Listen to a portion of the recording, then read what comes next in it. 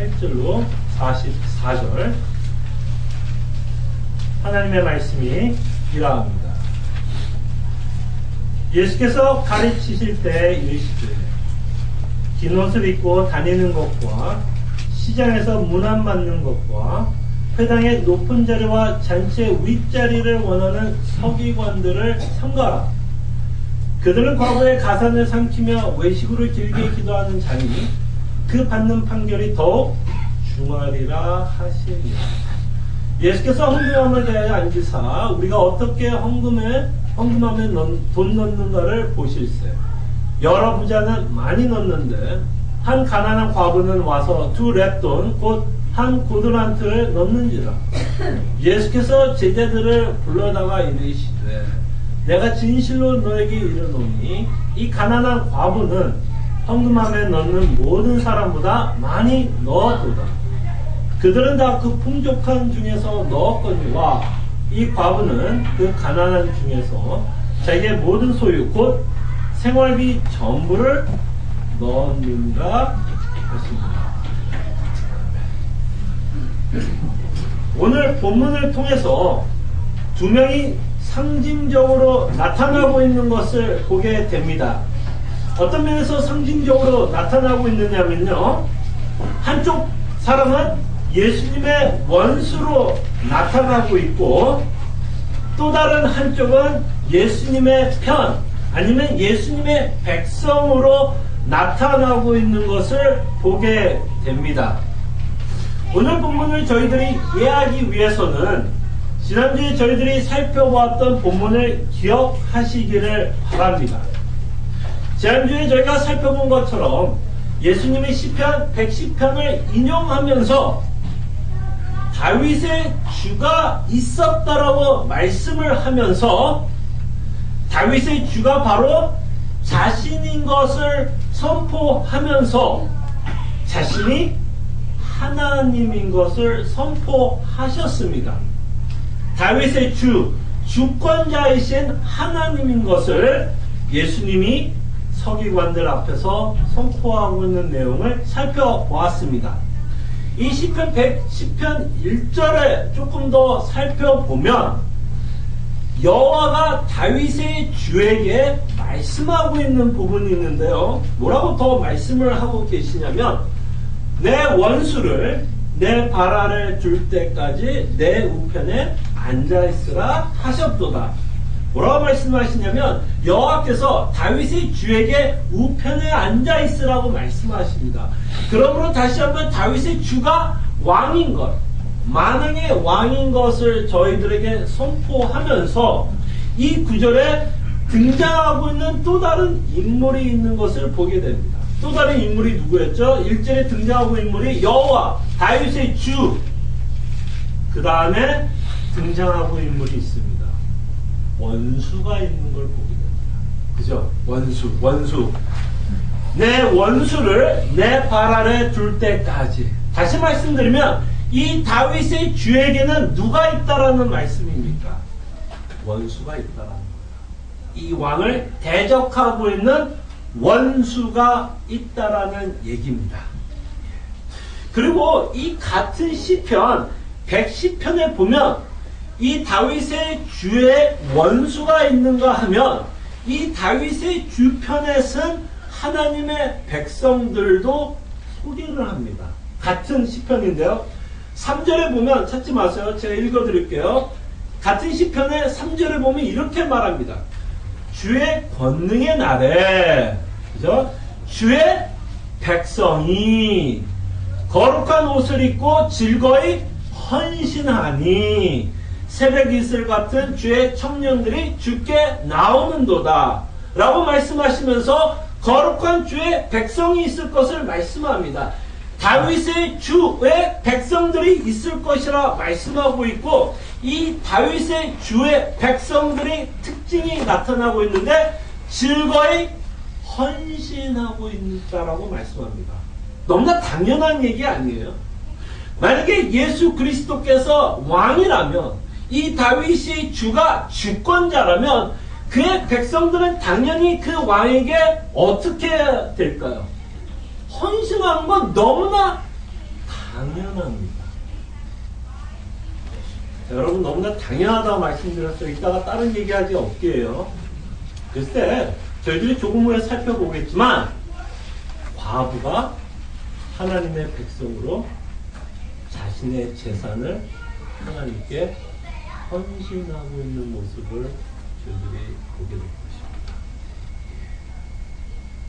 자, 오늘 본문을 통해서 처음에 말씀하신 것 같이, 제가 말씀한 것 같이 예수님의 원수가 나오고 있고 예수님의 백성이 나오고 있는 것을 보게 됩니다. 그럼 제가 뭐 설명을 안 드려도 원수는 누구예요? 예, 서기관인 것을 여러분들이 알 것이고, 그럼 예수님의 백성으로 상징하고 있는 인물은 과부라는 사실을 여러분들이 알게 될 것입니다. 자, 그럼 오늘 이 본문을 통해서 예수님의 원수, 이 다윗의 주의 원수가 서기관으로 우리가 보고 있는데, 과연 이 서기관들은 어떤 특징을 갖고 있는지를 저희들이 한번 살펴보겠습니다. 서기관들의 특징. 자, 이들의 문제는 저희들이 계속해서 마가복음 12장에 보면 등장하고 있는 인물들이 누구였냐면 유대 종교의 지도자들이었죠. 유대 종교의 지도자들로서 끊임없이 예수 그리스도를 괴롭혔던 자들이었어요. 글쎄 이들이 갖고 있는 특징 중에 하나는 뭐냐면 잘못된 교리를 갖고 있었다라는 게 이들이 갖고 있었던 가장 큰 특징 중에 하나였어요. 이들이 잘못된 가르침, 잘못된 교리가 어떻게 나타나요?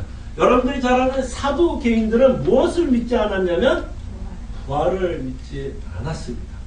그 다음에 종교 지도자들, 오늘 특별히 보고 있는 이 서기관들, 구약의 율법을 맡았던 서기관들, 더 넓게는 바리새인들까지도 무엇을 믿지 않았냐면 예수님이 다윗의 주라는 사실을 믿지 않았습니다. 다시 말씀드리면 예수님이 하나님이라는 사실을 이 종교 지도자들은 하나도 믿고 있지 않다라는 것을 보게 됩니다. 이들이 갖고 있었던 잘못된 신학은, 이들이 갖고 있었던 잘못된 가르침 교리는 이들의 삶 가운데 엄청난 열매를 맺고 있는 것을 보게 됩니다. 엄청난 열매를 맺고 있어요. 하나님을 부인하는 이들은 하나님이 영광을 받아야 할 그 자리에 자신들이 하나님의 자리에 꿰차고 있는 것을 보게 됩니다. 이들의 특징은 하나님의 자리에 자기를 놓고 있다는 겁니다. 하나님이 영광을 받을 그 자리에 자신이 그 자리에 놓고 자신이 영광을 받고 싶어하는 것이 이들이 갖고 있던 가장 큰 특징인 것을 보게 됩니다. 오해는 하지 마십시오. 예수님이 서기관의 직책을 꾸짖는 것이 아닙니다. 바리새인의 직책, 아니면 뭐 종교 지도자들의 직책을 꾸짖는 게 아니라 이 서기관들이 갖고 있는 특징을 꾸짖고 있어요. 특징은. 그렇기 때문에 서기관이 아니더라도 만약에 서기관들이 갖고 있는 이런 특징을 갖고 있다면 무엇이 될 수 있다는 얘기입니까? 예수님의 원수가 될 수 있다는 얘기입니다. 예수님의 원수. 과연 예수님의 원수는 어떤 자인 것을 이 서기관들이 갖고 있는 특징을 통해서 생각을 해보려고 합니다. 한 4가지 특징이 나타나는 것 같아요. 4가지 특징이 어떻게 나냐면, 첫째로 이들은 인간들에게 끊임없는 인정을 받고 싶어 합니다. 주권자이신 하나님에게 어떤 인정을 받는 것은 관심이 없어요. 하나님이 이들을 어떻게 생각하는지 전혀 관심이 없고, 이들은 끊임없이 사람들이 나에 대해서 어떻게 생각할지에 대해 끊임없는 고민을 하고 있는 걸 보게 됩니다. 38절에 보니까 예수께서 가르치실 때 이르시되 긴 옷을 입고 다니는 것과 시장에서 문안받는 것과, 자, 긴 옷을 입는 거에 대해서 여러분들 뭐 대단하지 않다라고 생각할 수 있고, 뭐 긴 드레스를 입고 다니는 게 뭐 대단하냐라고 생각할 수 있지만, 이 당시에 이들이 입었던 긴 옷은 로브라고 하는 건데요. 이 어떤 걸 갖고 있냐면 어떤 자신이 갖고 있는 신분을 상징하고 있는 옷입니다. 이 외관상 이들이 이 옷을 입고는 뭔가 좀 상당히 높은 자리에 앉아있다는 어떤 상징성을 갖고 있는 옷이라는 것이죠. 그래서 이런 옷을 입으면 사람들이 상당히 자신들을 알아준다는 것입니다. 그렇게 알아달라는 그 마음이 이제 어떻게 나타나느냐면 시장에서 문안 받고 싶어요. 시장에서 긴 옷을 입고 다닐 때 뭐 하기를 바라는 거예요? 사람들이 알아달라는 거예요. 당신이 서기관이군요. 당신이 바리새인이군요. 다들 와가지고 악수라도 한번 청하기를, 악수라도 받기를 원하는 그런 마음들을 이 서기관들이 갖고 있었습니다.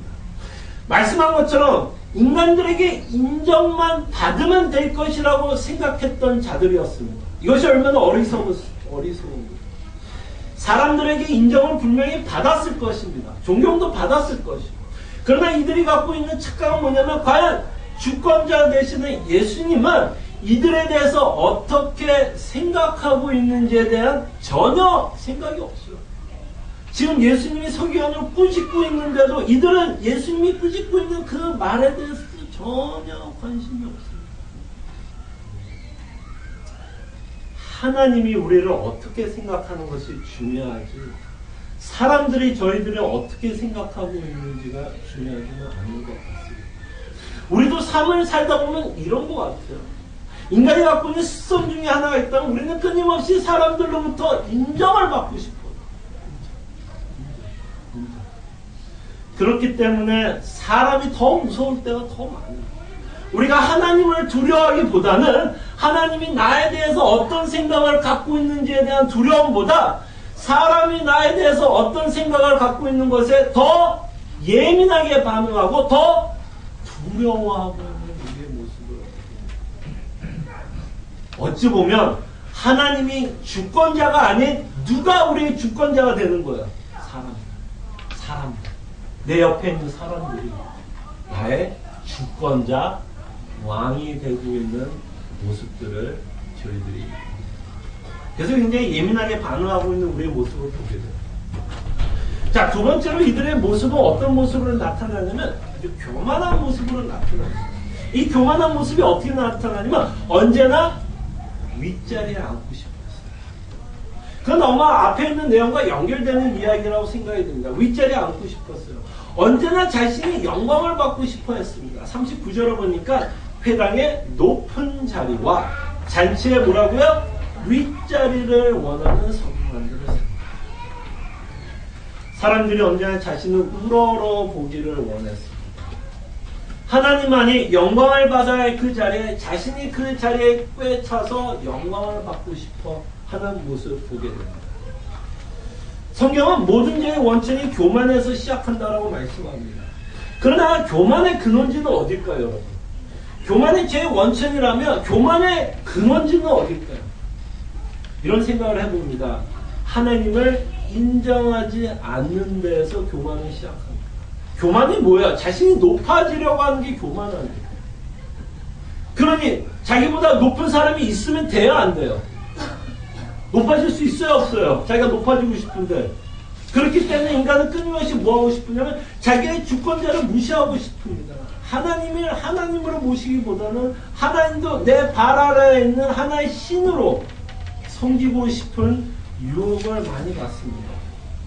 이 세상의 최고의 권위자가 하나님인데도 우리는 높아지고 싶은 마음 때문에 하나님을 무시하고 마치 자신이 최고의 권위자로 착각하면서 저희들이 살아간다라는 것이죠. 아마 이것이 교만의 시작인 것 같아요. 주권자이신 하나님을 무시하고 우리의 교만을 시작한다라고 생각이 듭니다. 세 번째로 이들은 굉장히 욕심쟁이예요. 욕심쟁이. 탐욕으로 그냥 꽉 차 있던 사람들이었다는 것을 보게 됩니다. 이들은 사회적으로 인정을 받고 명예를 갖고 있었기에 아마 부도 상당히 축적했을 것이라 저희들이 추측해 볼 수 있을 것입니다. 그러나 이들은 과부를 가엾게 여기고 이들을 돌보기는커녕 이들이 과부들이 갖고 있던 재산도 뭐했다고 축제했다고 얘기해요.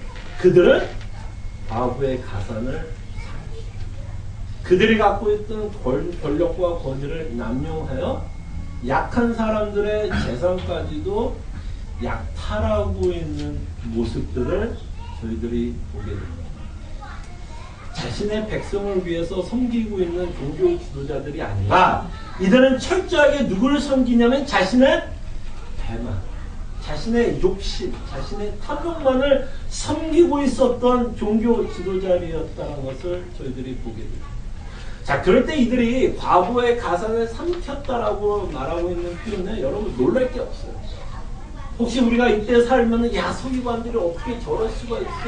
구약을 믿었던 자, 구약을 가르쳤던 저 서기관이 어떻게 과부를 저렇게 약탈할 수 있을까? 라고 저희들은 놀랄 수 있지만 이들이 하고 있는 행동을 보면 이렇게 살아가는 게 어쩌면 당연한 거예요. 이 서기관들, 이 종교 지도자들은 어떤 자들이었냐면 얼마나 탐욕에 근지럽고 욕심쟁이였냐면 이들은 성전에서 무엇을 했어요? 장사를 했던 사람들이에요.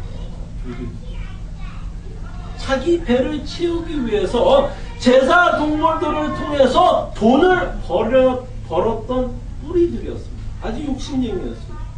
그러니 과부들을 돈을 가산을 삼킨다는 거 했을 때 그다지 우리가 놀랄 이유가 없다라고 저는 생각이 듭니다. 그 다음에 네 번째로 이들이 갖고 있는 가장 큰 특징 중에 하나고 예수님이 언제나 이들을 굉장히 꾸짖을 때 쓰는 말 표현 중에 하나가 뭐였냐면 이들은 외식합니다. 외식합니다. 네 번째 외식한다고 그러죠. 위선자라고 말합니다. 히포크리트. 그래서 뭐라고 표현하면 기도를 길게 한다라고 말씀합니다. 자, 기도를 길게 하는 게 무엇이 잘못이겠습니까만 여기서 예수님이 이들이 위선자라고 말하면서 기도를 길게 한다면 이렇게 기도를 길게 하는 모습을 통해서 무엇을 끊임없이 이들을 하려고 하면 사람들 앞에서 인정을 받고 싶은 거예요. 나는 이렇게 기도 오래 해. 나는 상당히 고상하고 너네들보다 의롭다라는 것을 사람들 앞에 보이고 싶어 한다는 것이죠. 뽐내려고 하는 모습들. 하나님이 자신을 어떻게 생각하기보다는 사람들 앞에서 언제나 잘 보이려고 하는 모습. 이것이 성경에서 말하는 어떤 위선자의 모습, 외식하고 있는 모습이라 말씀하고 있습니다. 그러니까 이들의 문제는 뭐예요? 좀 요약하자면 이들의 문제는 언제 나 중심, 나 오로지 나, 내가 중심이다. 내가 누가 되는 거야? 내가 주권자.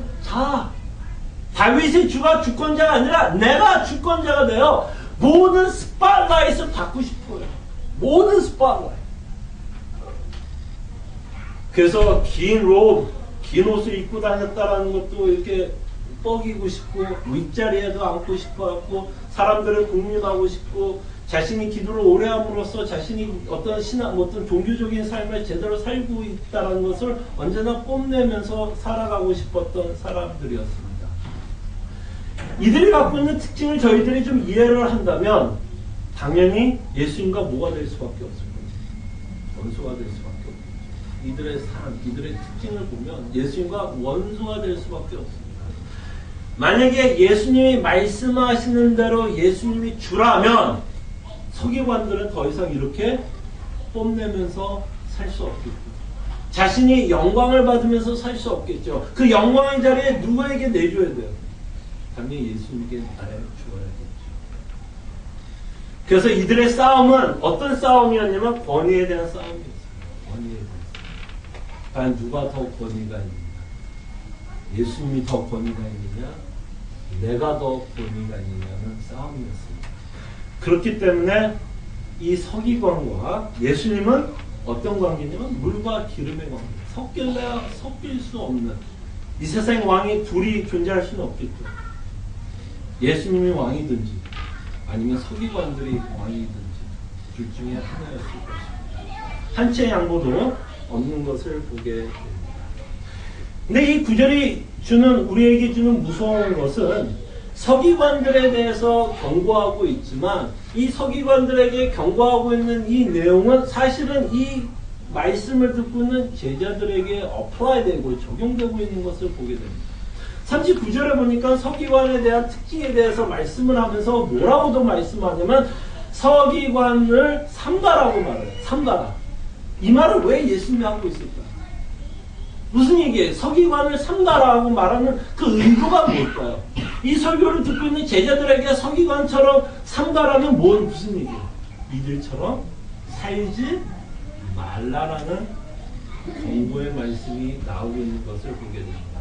서기관들에게 직접적으로 경고하고 있는 내용도 되지만 간접적으로 이 말씀을 듣고 있는 제자들에게도 경고하고 있다는 것을 보게 돼요. 예, 서기관처럼 되지 말라는 거죠. 그랬을 때 제자들도 서기관 같은 습성을 갖고 있었어요. 예, 서기관 같은 습성이 있었어요. 제자들도 뭐 하고 싶었냐면 높아지고 싶었어요. 높아지고 싶었어요. 그 예로 여러분들이 굉장히 잘 아는 예수님이 하나님의 나라를 세우면 제자들이 예수님에 와서 뒷거래했던 내용 기억나시죠? 뒷거래했죠? 엄청난 뒷거래를 했습니다. 예수님이 당신에게 하나님의 나라를 세우면 뭐 해달라고 부탁했어요? 나를 우편과 좌편에 세워달라고 얘기해요.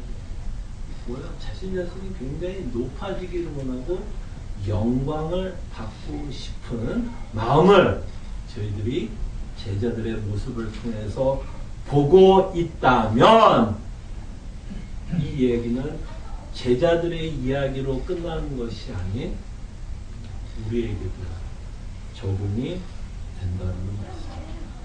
우리에게도 적용이 된다. 믿는 자들도 여전히 서기관들이 갖고 있는 죄된 습성을 갖고 살아가고 싶다라는 거예요.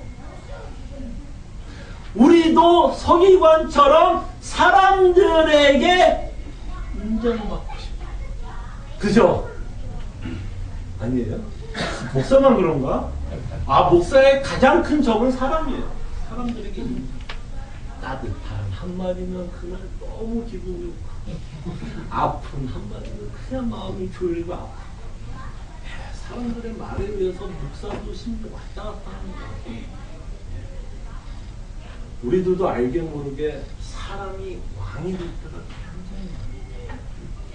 하나님은 괜찮다고 이야기하는데 사람들이 괜찮지 않다고 얘기하면 우리는 그 말에 속아버려요. 속아버려요. 그래서 우리는 누구의 말을 더 열심히 듣냐면 사람들의 이야기를 더 많이 들어요. 그래서 우리는 그 말에 또 속아요. 또 잘도 속습니다. 사람들이 나에 대해서 어떻게 생각하는지에 더 민감하게 반응할 때가 많습니다. 그래서 사람들이 나를 인정하지 않을 때 기분이 썩 좋지 않아요. 더 나아가서 사람들이 나를 무시한다고 생각이 들면 더 기분 나쁘죠. 그러니 교회 안에서 무슨 일이 있어요? 싸움이 있는 거죠. 싸움이 있는 거예요. 그래서 교회 안에서 서로 기분 나쁘게 하는 일들이 있다라는 것입니다. 그리고 이상하게도 하나님은 우리를 아들이라고 부르셨는데, 아들이라고 부르고 하나님의 백성이라고 부르고 있는데 이 말에는 별로 기분이 안 좋아요. 뭐 그런가 보다 하는데 사람들이 칭찬하는 그 말에는 기분이 너무 좋아. 왜 그럴까요? 왜 그래요? 아니 하나님이 아들이라고 하는 말에는 뭐 그런가 보다 하는데 사람들이 칭찬하는 말에는 너무너무 기분이 좋아. 네, 그런 모습을 봤을 때 아직도 우리가 주권자가 예수님이라기보다는 사람이라는 것을 저희들이 보게 됩니다. 사람들이 나를 인정할 때 내 존재감이 높아진다라고 생각이 들어요. 하나님이 아들이라고 불러주는데 존재감은 별로 못 느끼고 사람들이 나를 어떻게 평가하는지에 따라서 내 존재감이 높아지기도 하고 낮아지기도 하고, 그러니 우리 신앙생활이 어때? 롤러코스터죠. 내려갔다 사람들이 어떻게 생각하는 거에 따라서 내 행복과 기쁨을 찾고 있는 모습을 보게 됩니다. 그리고 이 서기관들이 갖고 있는 습성 중에 우리 한국 사람들에게 찾아볼 수 있는 아주 비슷한 습성이 있는 것 같아요. 이 서기관의 습성은 뭐였냐면 사람들에게 인정을 받고 싶었던 습성이 있잖아요. 좀 자랑하고 싶은, 그리고 자기 신분에 대한 자랑하고 싶은 이 마음이 저는 한국 사람들한테 나타나는 모습이 이런 모습이라고 생각이 됩니다. 체면 문화. 체면 문화라고 하는 체면. 우리 얼굴 문화. 예. 체면 문화가 한국 사회에서는 굉장히 중요하기 때문에 이 체면 문화와 함께 아주 같이 이렇게 얽히고 있는 내용이 뭐냐면 호칭인 것 같아요. 호칭. 호칭을 부를 때 어떻게 불러요? 그 사람의 직책이 호칭이 되는 거 아니에요. 그 사람이 박사라면 박사라고 불러야 되고, 그 사람이 판사라면 판사라고 불러야 되고, 의사라면 의사라고 불러야 되고, 목사라면 목사라고 불러야 돼요. 그 신분에 맞는 호칭들이 있고, 그 호칭대로 부르지 않으면 상당히 예의를 이렇게 뭐라 그럴까, 좀 예의가 없다라고도 할 수 있고, 이 호칭 때문에 기분이 상할 때를 보게 됩니다. 그죠? 호칭 잘못 불렀다가 그냥 말 안 하는 그런 관계도 있는 것 같아요. 한국 문화에서. 근데 안타까운 건 그 문화도 어디까지 들어오게 되냐면 교회 안에서도 발견하게 돼요. 뭐 어쩔 수 없죠. 이 교회가 무슨 뭐 우주 공간에 있는 게 아니라 사람이 살고 있는 문화 가운데 교회가 우리가 생활을 하고 있기 때문에 우리가 갖고 있는 정서와 우리가 갖고 있는 문화가 당연히 교회 안에 있습니다. 그걸 무시하지 못해요. 그래서 한국 교회에서 아주 힘든 것 중에 하나가 있다면 호칭 문제인 것 같아요. 호칭. 어떻게 불러요? 이름은 부를 수 없어요. 저도 여러분들 이거 감히 못 부르요. 우리나라 문화에 맞지도 않는데요. 호칭을 어떻게 불러야 되는지에 대해서는 저와 운영위원회 제가 처음 해봤을 때도 지금 3년 동안 열띤 토론을 하는데 가이드라인이 없어요. 이건 성경적으로 하면 돼요. 그러나 이 성경적과 이 정서가 어떻게 잘 믹스를 해야 되는지 교회가 안고 갈 큰 이슈, 문제라고도 생각이 듭니다. 명확한 가이드라인을 정하기가 힘들어요. 어떤 직책이 없기 때문에 그분을 그냥 이름만 부른다? 저도 상상할 수 없어요. 예. 뭐 성경에 어떤 직책이 없기 때문에 그분을 그냥 호칭, 저도 못해요. 쉽지 않은 문제입니다. 그럴 때 우리가 이야기하는 것 중에 하나가 어느 교회에서 직책을 받고 왔는데 이런 경우가 있는 거야. 어느 교회에서 직책을 받고 왔는데 그 사람의 그 호칭을 불러주지 않으면 어떤 분들이 기분이 상할 수 있다라는 거예요. 이게 어쩌면 서기관의 습성이 아닐까라는. 몰라서도 못 부를 수도 있고 실수할 수도 있고. 근데 그 호칭을 안 해주면 뭐 한다는 거야? 우리 운영에서 얘기했던 건 뭐냐면 그 잘못 부르면 그 사람 기분 나빠서 떠날 수 있다는 거예요. 동감하시죠? 예. 아니 그렇다고 제가 우리나라 문화를 무시하자는 얘기는 아닙니다. 무시하자는 얘기는 아닙니다. 그 호칭 문화가 결국에는 뭐냐면 뭘까요? 사람들에게 뭘 받고 싶은 거예요? 인정을 받고 싶은 마음이 아닐까라는 생각입니다. 제 생각. 사람들에게 인정받고 싶은 거예요. 자, 그렇다고 이 호칭 문제가 뭐 해결되는 얘기는 아니에요. 원고인 이슈입니다. 어쨌든 이런 모습들이 교회 안에서, 특히 한국 교회 안에서 좀 일어날 수 있는 문제가 아닐까 생각을 해봅니다. 그 다음 서기관 같이 교만한 마음이야 뭐 우리가 너무나 잘 알죠. 교만한 마음 중에 우리가 어떤 마음이 있냐면 저희는 무의식적으로 어떤 생각을 하면 최고라고 생각하는 경향이 있는 것 같아요. 의식적으로 내가 최고라고 말하는 사람은 없어요. 근데 어떤 논쟁이 벌어지면 그때는 다 뭐가 돼요? 다 자신이 최고예요. 다 내가 주권자가 되는 거예요. 그때부터. 그래서 논쟁이 붙으면 뭐야? 너는 내 말 들으라는 거예요. 너는 내 말 무조건 들어야 돼. 그 말 안 들으면 기분 나빠. 왜? 내가 주권자인데 네가 나를 무시해?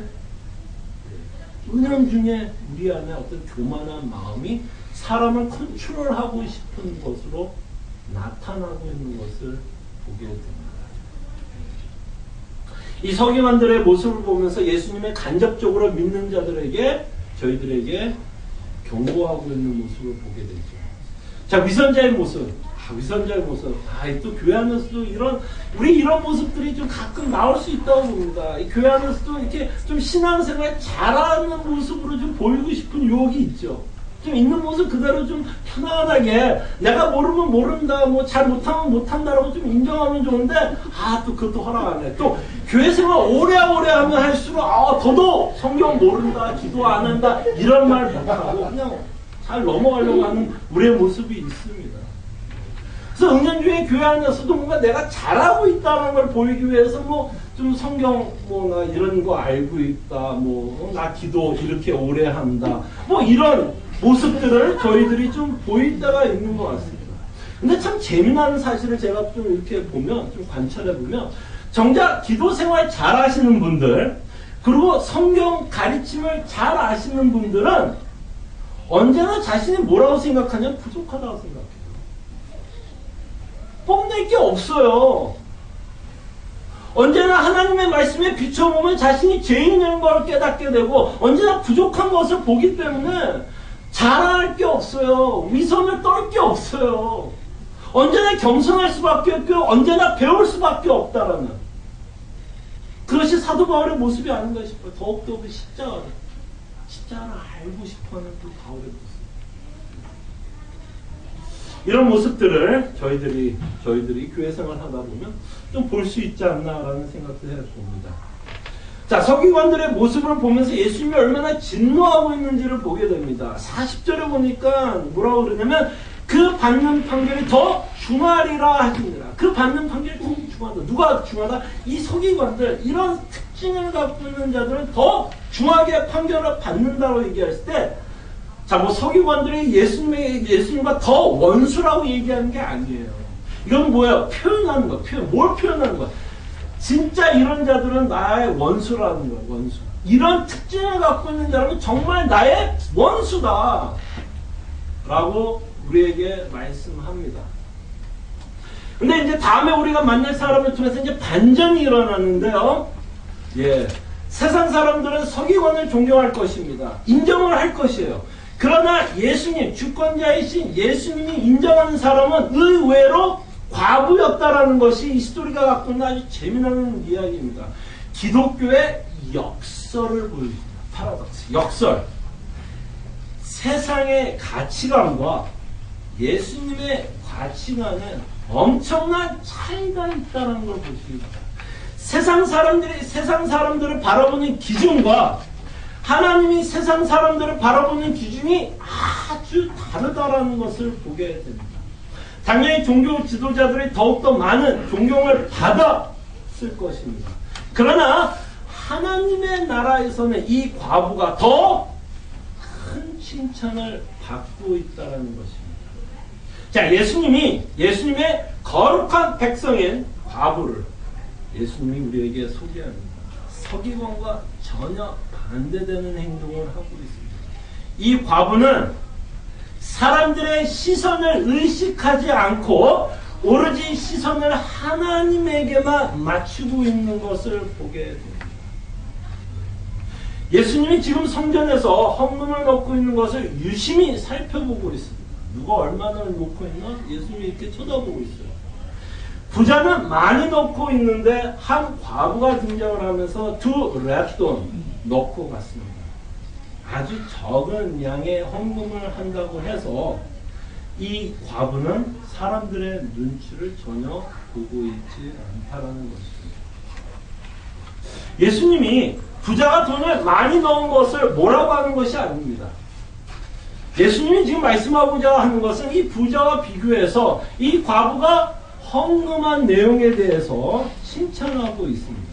자, 그럴 때 부자와 과부가 낸 돈의 양을 가지고도 무엇이라 하는 것도 아닙니다. 예수님이 과부를 칭찬하는 이유는 돈의 액수가 아니라 이 돈을 헌금하고 있는 마음 자세를 칭찬합니다. 부자보다 더 과부가 많이 넣었다는 거죠. 역설이 나오죠. 분명히 부자가 더 헌금을 많이 했을 텐데 과부는 부자보다 덜 했을 텐데 예수님은 오히려 과부가 더 많은 헌금을 했다라고 말씀합니다. 그랬을 때 왜 예수님이 과부를 칭찬하고 있을까요? 과부를 왜 칭찬하고 있을까요? 그럴 때 예수님이 이렇게 말하죠. 부자는 풍족한 가운데 헌금을 했다는 것입니다. 자, 이 부자가 풍족한 가운데 헌금을 했다는 말을 이런 우리식으로 얘기하면 이거예요. 이 부자가 풍족한 가운데 헌금을 했다는 건 이들의 뱅크 스테이트먼트에 전혀 영향을 주지 않을 정도로만 헌금을 했다는 거예요. 그 양이 많더라도 뭐 빌리언 달러가 $10,000을 헌금한다고 해서 그 스테이트먼트에 변화가 있어요, 없어요? $10,000은 많이 한 거 아니에요. 많이 했지만 전혀 뱅크 스테이트먼트에 전혀 이상이 없을 정도로만 헌금을 했다라고 말씀을 하는 겁니다. 그때 이 과부는 뭐라고 예수님 말씀하냐면 가난한 중에서도 이 돈을 헌금하고 있다는 것입니다. 생활비를 전부를 넣었다는 것이죠. 부자는 풍족한 가운데, 그리고 이 과부는 이 마음이 어떤 마음이었냐면 엄청난 희생을 감수하면서도 헌금을 하고 있다는 것입니다. 상당히 부담이 됩니다. 제가 헌금 선교 잘 안 하는데요. 어쨌든 오늘 헌금 선교하는 거 아니에요. 이따가도 말씀을 드리겠지만. 자, 그럴 때 우리는 이 과부의 신앙을 좀 엿볼 수가 있다고 생각이 듭니다. 이 과부의 신앙을 좀 엿볼 수 있는데요. 지금 우리가 보고 있는 건 뭐냐면 예수님의 주권자이심을 보고 있는 거예요. 예수님이 주권자라는 걸 보고 있는 거예요. 예수님이 주권자라는 이 모습이 어떻게 실생활 가운데 나타나고 있는지를 여러분과 함께 살펴보면서 이 과부가 헌금하고 있는 내용을 통해서 예수님이 주권자인 것을 저희들에게 보여준다라는 것입니다. 왜냐하면 성경에 보면 마음에 있는 곳에 보물도 있고 보물도 있는 곳에 무엇이 있다고 말합니까? 우리의 마음이 있다고 얘기해요. 그래서 이 과부가 자기의 생활비를 전부 내놓는다는 그 말에는 헌금을 많이 했다 적겠다 뭐 이런 걸 다 떠나서 이자가 어디 있기 때문에, 이 과부의 마음이 어디 있기 때문에, 하나님께 있기 때문에, 하나님께 있기 때문에 자기의 생활비를 헌금하고 있고 희생하고 있다는 것을 보게 됩니다. 자, 그럴 때 저는 여러분에게 말씀한 것처럼 지금 헌금 설교하는 거 아니고 여러분에게 헌금을 얼마 내라는 것도 아닙니다. 저희는 여러분에게 누누이 말하고 있지만 저는 여러분들이 헌금을 얼마 내는지 저는 몰라요. 재정부부장한테 물어보십시오. 좀 모릅니다. 그렇지만 저희가 이 본문을 통해서 한번 생각하기를 원하는 건 과연 우리가 이 과부처럼 헌금을 해야 된다면 어떤 성경 마인드를 갖고 있어야 이 과부처럼 헌금할 수 있을까요? 여러분들이 갖고 있는 생활비를 헌금을 해야 한다면 과연 어떤 마인드셋을 갖고 있어야 우리가 이 본문을 이해하고 적용할 수 있느냐는 것입니다. 우리가 이런 성경적인 마인드를 갖고 있지 않은 한 우리는 죄송합니다. 죽었다 깨어나도 이 과부와 같은 헌금을 할 수가 없습니다. 할 수가 없습니다. 할 수가 없습니다. 자, 그럴 때 만약에 이 과부처럼 헌금을 한다면 우리가 어떤 마인드가 있기 때문에 가능한지를 한번 생각해 보자는 거예요. 첫째는 뭐냐면 지금 우리가 살펴보는 것처럼 예수님이 여러분의 인생의 주권자라는 걸 믿어야 돼요. 아니, 똑같은 얘기 또 하시는데. 아니요. 잘 생각해 보세요. 만약에 예수님이 여러분들의 주권자라는 걸 믿으시면 재산에 관해서도 여러분들이 어떤 결론이 나올 수밖에 없냐면 주시는 분도 누구예요? 하나님이시고 거두어 가시는 분도 하나님이세요. 맞죠? 논리적으로 맞죠? 근데 누가 그러더라고요. 가장 거리가 먼 거리가 어디서 어디가 거리가 가장 머냐면 여기서부터 여기까지가 제일 거리가 멀대요. 제가 하고 있는 논리적으로 여러분 반대할 사람은 없을 거라고 생각이 들 거예요. 정말 여러분들이 예수님이 주권자라고 믿는다면 그 말 안에는 사실 여러분들이 갖고 있는 모든 재산도 다 누구 거라고 여러분들이 인정하는 거예요. 답하셨어요? 분명히 여러분 몇 분 이 문제인 거 봤어요. 봤어요. 만약에 그렇다면 우리가 갖고 있는 재산이 내게 아니라면 사실은 우리는 어떤 역할을 할 수밖에 없냐면 청지기의 인생을 살 수밖에 없어요. 청지기. 영어로 하면 매니저의 스튜어드, 매니저하는 사람이에요. 하나님께서 주신 이 재산을 내가 매니지하는 거예요. 매니저. 그랬을 때 하나님의 주권에 의해서 여러분들에게 허락하는 재산의 양도 다 다를 수 있어요.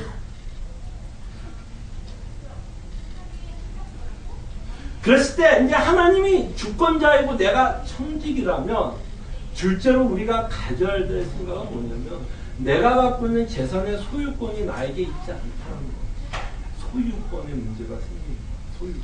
만약에 과부처럼 우리가 헌금하기 위해서는 정말 소유권의 문제를 확실하게 저희들이 생각을 해야 돼요. 왜 우리가 갖고 있는 재산에 대해서 내 거라고 생각하는 경향이 클까요? 왜 내 거라고 생각을 할까요? 여러분들 주권자라고 믿는데도 왜 내 거라고 생각할까요? 왜? 여러분들이 죄송하지만 뼈빠지 일해서 번 돈이라고 생각하기 때문에 얼마나 미국에 와서 이곳에 살아남기 위해서 얼마나 애를 쓰면서 그 재산을 모으셨어요. 그렇게 힘들게 모은 재산이기 때문에 그거를 뭐라고 생각할 수밖에 없어요. 당연히 내 거라고 생각할 수밖에 없어요.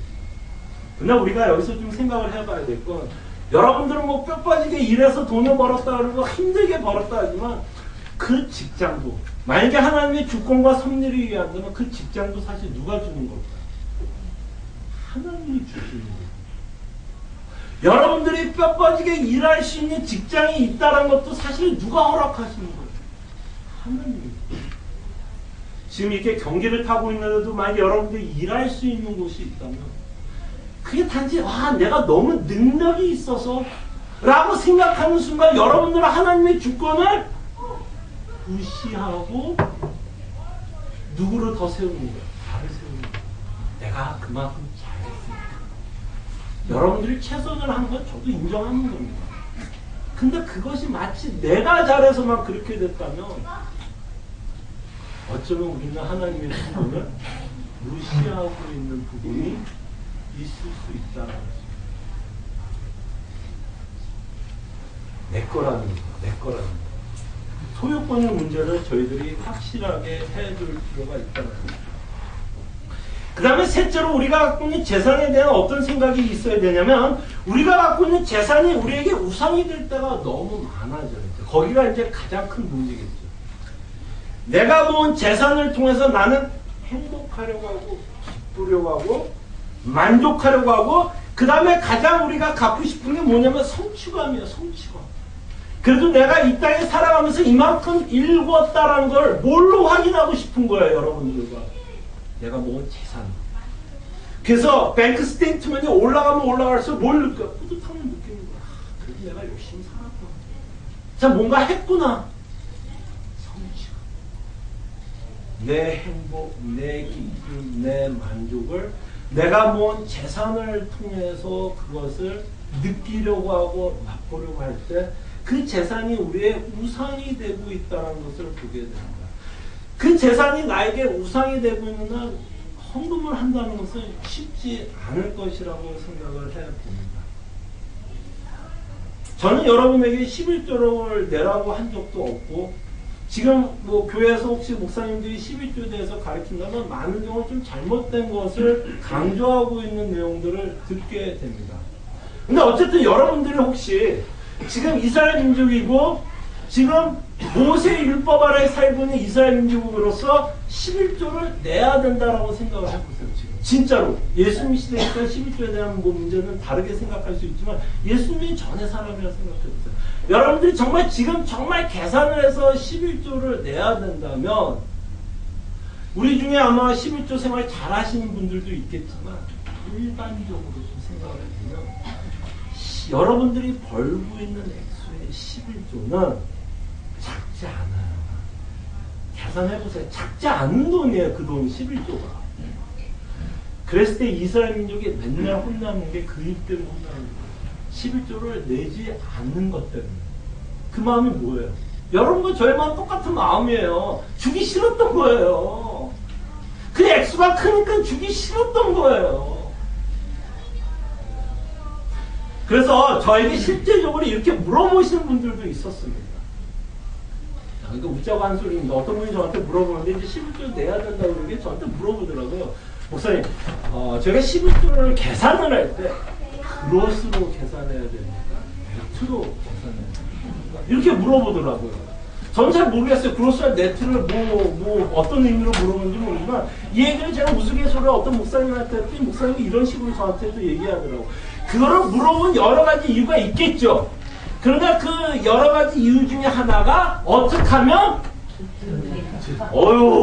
역시 여러분들이 저는 잘 모르겠어요. 그런 마음이 있다는 거예요. 11조를 정확하게 내고 안 내고를 떠나서 벌써 덜 내고 싶다라는 그 마음에는 그 돈이 누구 거라고 생각하는 거야. 내 거라는 아깝다라는 거죠. 아깝다. 또는 내가 손해본다라는 생각을 하는 우리의 모습을 보게 된다는 것이죠. 그래서 오늘 이 본문을 보면서 여러분에게 헌금이 이렇게 하라고 말씀하는 거 아닙니다. 제가 여러분에게 도전하고 싶은 거는 헌금이 이렇게 하라는 것보다는 과연 내가 갖고 있는 재산에 대해서 어떤 생각을 해야 될지를 먼저 생각을 해야 헌금 얘기도 그 다음에 할 수 있습니다. 과연 내가 갖고 있는 재산에 대해서 주인이 누굴까? 내 재산의 주인이 누굴까? 우리가 공부하고 있는 것처럼 다윗의 주라고 우리가 예수를 믿는다면 과연 내 재산의 주인도 누굴까를 이 과부가 헌금을 내면서 저희들에게 도전하고 있는 내용이라서 헌금을 얼마나 내는 거를 물어보는 게 아니라 이 과부가 이렇게 헌금을 내는 모습을 통해서 과연 내가 갖고 있는 재산에 대해서 과연 주권자가 누구인지를 저희들에게 묻고 있다라는 것입니다. 사실 우리 오늘 여러분과 재산에 관한 부분은 사실 지난주 수요일 날 사도행전을 통해서 여러분에게 말씀했던 내용인데 조금 더 구체적으로 여러분들이 생각해보고 싶으면 사도행전 강의를 들어보시면 여기보다 조금 더 구체적으로 얘기를 하는데요. 그때 제가 했던 말씀이 하나가 있었습니다. 1세기에 믿는 자들은 박해를 받는데요. 육체적인 박해를 받았어요. 복음을 전하는 것 때문에 박해를 받아 그들이 목숨을 잃을 수 있는 상황까지 있어서 그들이 하나님께 기도했던 내용이 뭐냐면 담대하게 예수 그리스도의 복음을 전할 것을 위해서 기도했습니다. 왜? 목숨이 위태했기 때문에.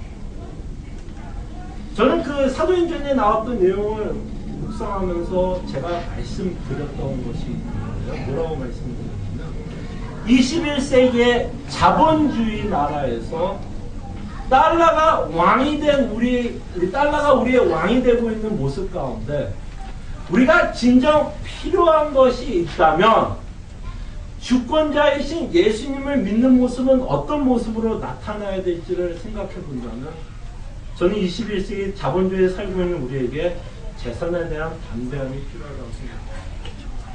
재산에 대한 담대함. 왜냐면 지금 육체적으로 여러분 힘들게 하는 사람 없잖아요. 여러분 예수 믿는다고 누가 축복칼 갖잖아요. 근데 재산하면 막 겁나죠.